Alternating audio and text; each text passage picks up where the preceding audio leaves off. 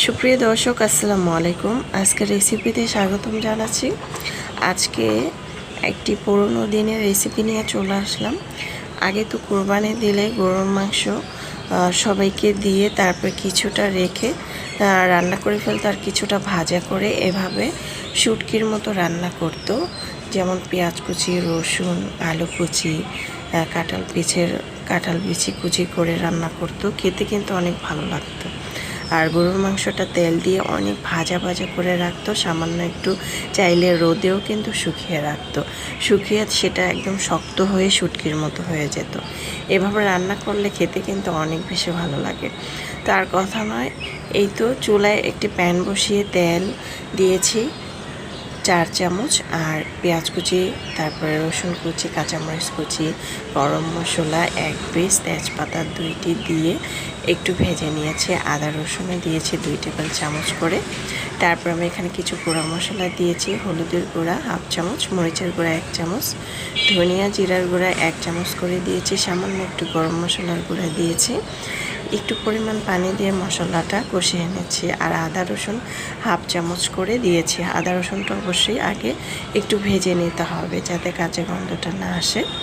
তারপরে যখন মশলাটা কষানো হয়ে যাবে তখন আমি দিয়ে দিচ্ছি যে গরুর মাংসর ভাজা মাংসটাকে আমি কিন্তু একটু পাটায় ছেঁচে নিয়েছি, একদম ঝোড়া ঝোড়া করে নিয়েছি, দেখতে পাচ্ছেন। এখন এগুলো দিয়ে মশলার সাথে কষিয়ে নিয়েছি, পরিমাণ মতো লবণও দিয়েছি।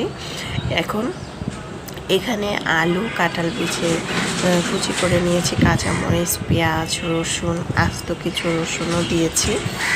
অনেকে রসুন পছন্দ করেন না, যারা পছন্দ করেন না তারা স্কিপ করতে পারেন।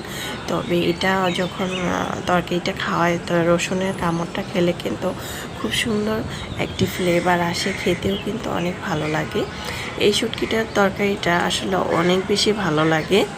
যাই হোক, এখন আমি অনবরত নেড়ে চেড়ে এটাকে কষিয়ে নিচ্ছি। ঢাকনা দিয়ে ঢেকে রেখেছিলাম কিছুক্ষণ, ওটার থেকেই কিন্তু পানি উঠেছে। এটাতে কিন্তু এক্সট্রা কোনো পানি দিতে হবে না। এটা খেতেও অনেক বেশি ভালো লেগেছিল। চাইলে কিন্তু ট্রাই করে নিতে পারেন। অসম্ভব এই মজাদার রেসিপিটা।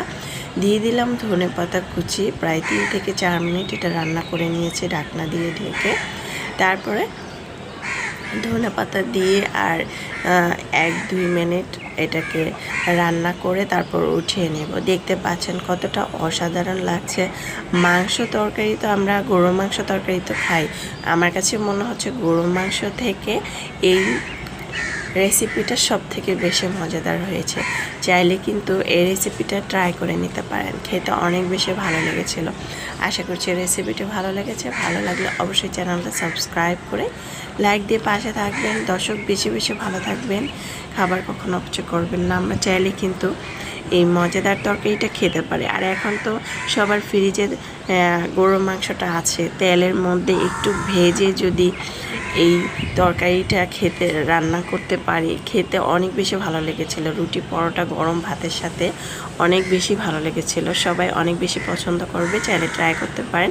এতক্ষণ আমার সঙ্গে যারা ছিলেন অসংখ্য ধন্যবাদ জানিয়ে আজকের জন্য বিদায় নিচ্ছি। আল্লাহ হাফেজ।